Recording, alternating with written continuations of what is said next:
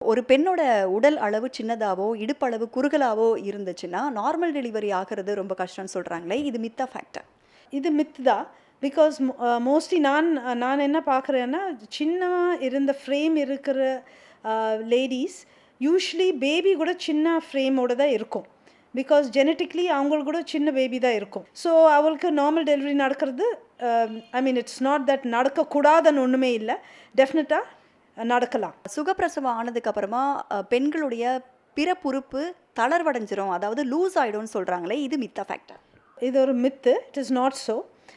Definitely அந்த normal delivery அப்போது வஜைனால ஸ்ட்ரெச் இருக்கும். பட் நம்மளோட பாடி எப்படின்னா அந்த ஸ்ட்ரெச்சு டெலிவரி ஆன பிறகு மறுபடியும் அந்த மசில்ஸ் எல்லாம் டைட் ஆகிட்டு ஃபுல்லாக நார்மலுக்கு வர்றதுக்கு வாய்ப்பு இருக்குது. அண்ட் இதுக்கு ஹெல்ப் பண்ணுறதுக்கு போஸ்ட் நேட்டல் எக்ஸசைசஸ் சில எக்ஸசைசஸ் நாங்கள் கற்றுக் கொடுக்குறோம். அந்த எக்ஸசைசஸ் பண்ணுறது நல்லது. பண்ணால் வஜைனா சேம் முன்னாடி எப்படி இருந்ததோ அந்த மாதிரி it gets back to normal. படிகள் ஏறுறது, குனிஞ்சு நிமிர்ந்து வேலை செய்றது, நடக்கிறது இதெல்லாம் பண்ணா தான் சுகப்பிரசவம் ஆகும்னு சொல்றாங்களே! இது மித்தா ஃபேக்ட்டா? It's a fact. என்னன்னா இது அந்த மாதிரி நம்ம கீழே உட்காந்துட்டு குனிஞ்சிட்டு இந்த மாதிரி எல்லாம் வேலை செஞ்சால் நிறைய கேலரிஸ் நம்ம யூஸ் பண்ணுறோம். ஸோ நம்ம த ஃபுட் நம்ம எடுத்த ஃபுட்டில் அந்த எனர்ஜி டிசப்பேட் ஆகும். ஐ மீன் இல்லைன்னா அந்த எக்ஸ்ட்ரா எனர்ஜி ஃபேட்டாக கன்வெர்ட் ஆகிட்டு நம்ம பாடியில் அப்படியே பதிஞ்சிடும். அண்ட் ப்ளஸ் பேபி கூட ரொம்ப ஹெவி வெயிட் ஆகிறதுக்கு வாய்ப்பு இருக்குது வேலை செய்யாமல் இருந்தால். வேலை செஞ்சால் பேபி வெயிட்டு ஆவரேஜாக இருக்கும். ஸோ இந்த மாதிரி average wait baby normal delivery ஆகிறதுக்கு வாய்ப்பு ஜாஸ்தி. ப்ரெக்னென்ட் ஆன டைம்ல வலி நிவாரணிகள், அதாவது பெயின் கில்லர்ஸ் அதிகமாக எடுத்துக்கக்கூடாது, சுகப்பிரசவம் ஆகாது அப்படின்னு சொல்கிறாங்களே! இது மித்தா ஃபேக்ட்டா? பெயின் கில்லர்ஸ் இப்போது யாராச்சும் எடுத்தாங்கன்னா இட் இஸ் டெஃபினெட்லி ஒரு ரீசனுக்காக தான் எடுப்பாங்க. ஜஸ்ட் லைக் தட் யாருமே பெயின் கில்லர்ஸ் எடுக்கிறதுக்கு வாய்ப்பு கிடையாது. பெயின் கில்லர்ஸ்ன்றது மோஸ்ட்லி நான் பார்க்குறதுல ஜஸ்ட் ஹெடேக், பேக் பெயின் இந்த மாதிரி and very mild pain killers Dolo 650 அந்த மாதிரி ஒரு பேராசிட்டமால் இந்த மாதிரி தான் பேஷண்ட்ஸ் எடுப்பாங்க. அதுக்கு நம்ம நார்மல் டெலிவரிக்கு ஒரு ரிலேஷன்ஷிப்பே இல்லை. ஸோ பெயின் கில்லர் ப்ராப்ளம் இருந்தால் பெயின் கில்லர்ஸ் எடுக்கலாம், சஃபர் பண்ணுறதுக்கு அவசியம் கிடையாது. பட் அது நம்ம நார்மல் டெலிவரியில் இம்பேக்டே கிடையாது.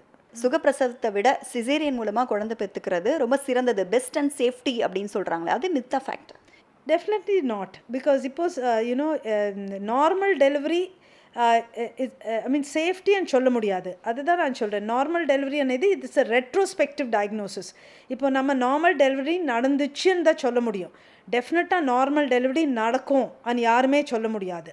பிகாஸ் அந்த ஃபியூ ஹவர்ஸ் மேக்ஸிமம் ஒரு 6 to 10 hours அந்த வலியோட அந்த பேபி ஸ்லோவாக கீழே இறங்கி வரப்போ என்ன வேணால் நடக்கலாம். பேபி இறங்கி வராமல் ஸ்டக் ஆகலாம், இந்த மாதிரி மோஷன் பாஸ் பண்ணலாம், ஹார்ட் பீட் கம்மி ஆகலாம், ஸோ மெனி திங்ஸ் நடக்கலாம். இந்த மாதிரி நடந்துச்சுன்னா டெஃபினட்டாக சிசேரியன் செக்ஷன் பண்ண வேண்டியிருக்கும்.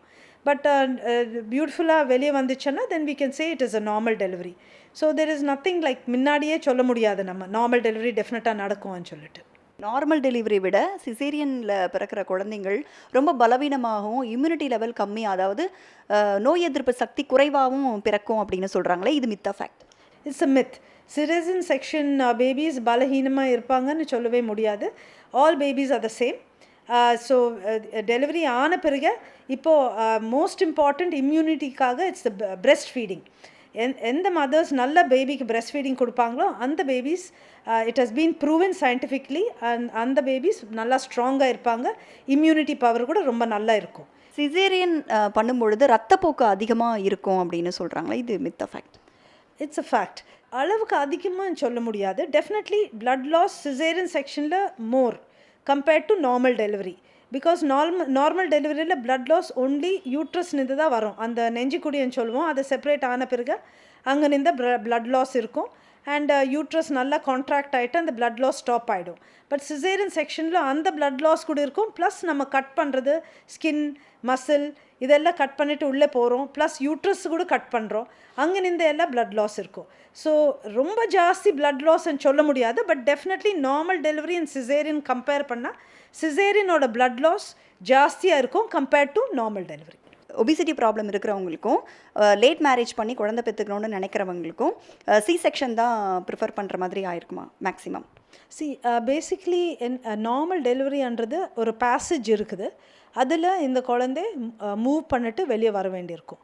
இஃப் த பேபி அந்த பேசேஜ்க்கான சின்னமாக இருந்தால் அது டெஃபினட்டாக வெளியே வந்துடும். இந்த பேபி பேசேஜ்க்கான பெருசாக இருந்தால் ஸ்டக் ஆகிடும், because there is no space. So அதனால் ஒபீசிட்டி, மதர் ஒபீஸாக இருந்தால் பட் பேபி ஆவரேஜ் சைஸாக இருந்தால் it's gonna go for a normal delivery. So மதரோட ஒபீசிட்டி வச்சுட்டு நம்ம இந்த நார்மல் டெலிவரி ஆகுமா ஆகாதான்னு சொல்ல முடியாது. உடனுக்குடன் செய்திகளை தெரிந்து கொள்ள சன் நியூஸ் பெல் ஐகானை கிளிக் பண்ணுங்க.